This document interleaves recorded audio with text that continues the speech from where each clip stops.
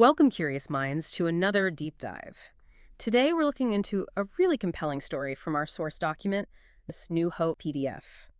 It lays out the pretty extraordinary life of Sun Myung Moon and the basics of the Unification Church. Think spiritual revelations, intense persecution, sheer determination, and, well, the birth of a global movement. So our mission today: unpack his early life, his ministry, the massive challenges he faced, according to this text, and the big questions the divine principle tries to answer for, a world that often feels in crisis.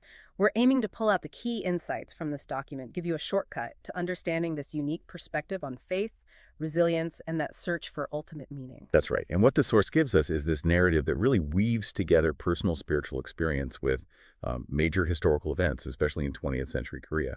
So we'll be looking at the origins of the Unification Church through that lens and examining the solutions it proposes, for some of humanity's deepest spiritual and moral problems, at least as this document explains them. Okay, let's dive right in. The source starts with a pretty striking moment. Easter morning, 1935. Picture this. A 16-year-old Sun Myung Moon, deep in prayer on a Korean mountainside. And the document states, right then, Jesus Christ himself appeared to him, gave him what it calls an important mission for God's providence, basically a specific job in God's big plan. What does the source say about how heavy that kind of calling would be for someone so young? Well, the document really stresses that this wasn't taken lightly at all. It says Reverend Moon then spent the next 9 years in intense study and a real internal struggle. This wasn't just casual thinking. It was a critical period to prepare for this huge responsibility he felt he'd been given. During those years, combining prayer and, diligent searching, the source says he discovered a series of principles. Principles that, it claims, offered a clear understanding of the universe, both spiritual and physical.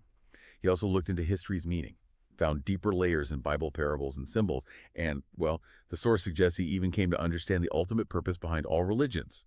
The key takeaway here is how the source depicts this as this really thorough spiritual journey, laying all the groundwork for his later ministry. Okay, so he's done this intense preparation. Then the story moves to post-World War II Korea. The source highlights this major historical shift. Liberation from Japan, ending, 40 years of religious persecution, at least for a while. And the document suggests this created an opening for Reverend Moon to start his public ministry, sharing these deep truths he felt he'd discovered with Christians. Sounds like a hopeful moment, right? It does, but according to our source, that window of openness was tragically brief. Just a few months later, Korea gets partitioned. Communist forces sweep into the north. And Reverend Moon was teaching in Pyongyang then, so he's right in the middle of this huge upheaval. The document really emphasizes that the communist suppression of religion, especially Christianity, was, and I quote, far surpassed even what had been experienced under the Japanese.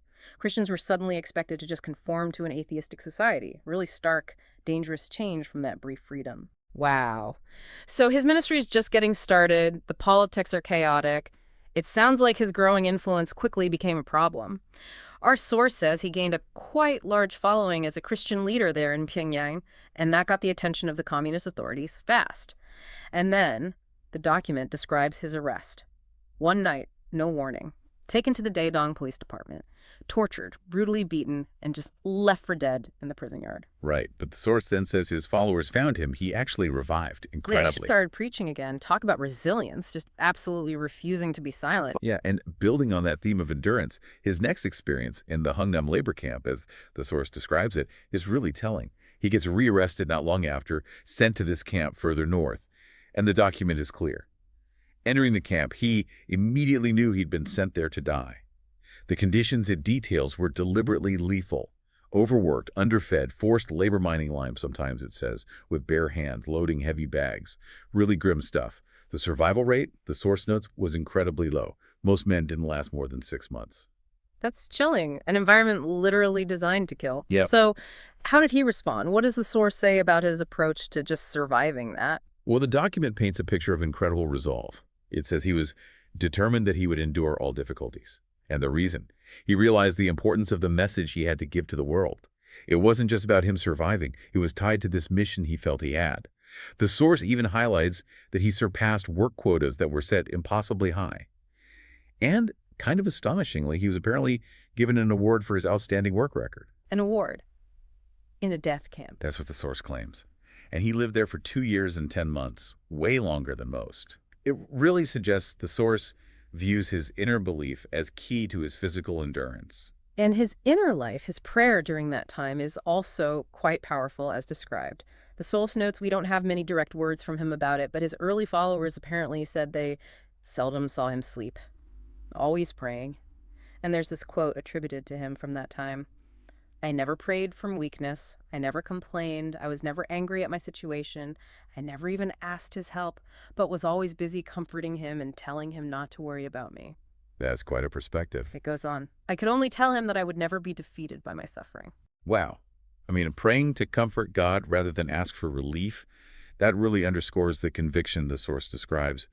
And this inner strength, according to the document, seemed to have an effect outwards, too. Other prisoners, apparently drawn to him as a man of God, sought him out, some reportedly through dreams or visions. And these men, the source says, later became the ones who shared information about his time in the camp. So, a community forming even there. So, given these absolutely brutal conditions, how did he actually get out? How did he survive Hungnam? The source explains the Korean War broke out in June 1950. Things escalate dramatically. American B-29s bomb the industrial area near the prison. Chaos. Then, as UN forces advanced from the sea, the prison authorities started doing something horrific, executing all the prisoners. To prevent them from being freed. So, Exactly. And the document describes an incredibly close call. Quote, the day before, it was Sun Myung Moon's turn to be shot. The day before. The day before, UN naval gun bombardment began right at Hungnam. The communist authorities fled, abandoned the prison. And he, along with others, was freed by UN forces on October 14th, 1950. Talk about down to the wire. The source really frames that as a miraculous escape. For sure, but escaping the camp wasn't the end of the hardship, was it? The source says this just started another grueling phase, the journey south. Right, refugees flooding south already. But the roads were impassable because of the war, so thousands, including Reverend Moon, ended up walking over these dangerous mountain trails. A really perilous trek. And what's striking in the source's account is his dedication to his followers, even then. It says he didn't just head south right away, he walked 100 miles back towards Pyongyang to find his scattered group. Wow, back into the danger zone. Yeah, incredible commitment. And then, get this, the source says he carried a former prisoner, a man with a broken leg, on his back.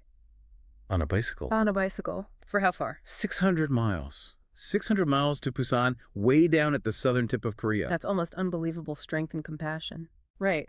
And there, in Busan, the source says, they started again, spreading their message of new hope, basically from nothing. And this whole period, all that struggle and survival, it leads up to the formal founding of the Unification Church in 1954, back in Korea.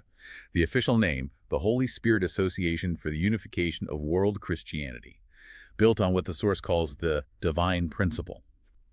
And from those beginnings in war-torn Korea, the document points out it's grown quite a bit. Headquarters in over 40 countries, centers in more than 120 U.S. cities alone now. Okay, so that brings us to the core. What is this divine principle? What's the main idea, according to the source? Well, the core insight, as the source describes it, is that Reverend Moon developed this unified theological framework. It essentially reinterprets the Bible. It proposes that God has been operating with a consistent strategy throughout history, like a master plan you can see in both the Old and New Testaments. This framework, the document suggests, is meant to provide a foundation for understanding Jesus' life and teachings, showing this coherent thread through God's work in history. And the source claims that through these principles, Christians can find new insight into, puzzling problems of faith and Bible interpretation. And maybe more practically, find deeper meaning in the daily leading of their lives. It's presented almost like a spiritual decoder ring, right? Unifying things. That's a way to put it. And moving to the community itself, the document describes the members. Yeah. It says visitors often notice the wide variety of background, personality, and even age, but see that they're obviously united in heart, unquote. This unity, the source emphasizes, is global. People working together as one family of Christians, getting past cultural barriers, even old national rivalries. And their shared purpose, as the document frames it, is to bring the reality of God and his love to the people of the world. So who is this message for? The source paints this picture of fundamental confusion today, a crisis in our faith. It even says flat out, Christianity is in crisis. It distinguishes between two kinds of problems we face. Outward ones, food, government ethics, environment stuff science might eventually solve. But then there are the spiritual and moral problems. That's where the source says confusion causes the greatest suffering and has the most profound consequences. And science, well, it doesn't have answers there. Exactly. And the divine principle, according to the source, aims to give practical answers to those very moral questions science can't really touch. It tackles things like, where is the balance between the immorality of killing individuals in war and the immorality of abandoning whole nations to, say, an alien power? Big geopolitical, ethical questions. Soggy stuff. Yeah. Or how can we reconcile the new morality with our intuitive feelings about Christian morality? It also asks about fundamentals. Why is it, after all, that the family and marriage should be sacred? And the deepest one. Is there finally anything eternal and therefore absolute in human nature and life? These are the big existential currents it tries to navigate.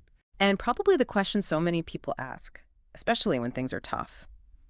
If God exists, why doesn't he do something about the world? The source insists Christians must be able to answer that question. It stresses the need for clear answers to ultimate questions. Like, what is good and evil in real life? Not just theory. In exactly what way has God been working in history? What is God and how can we know him ultimately? And maybe crucially for believers today.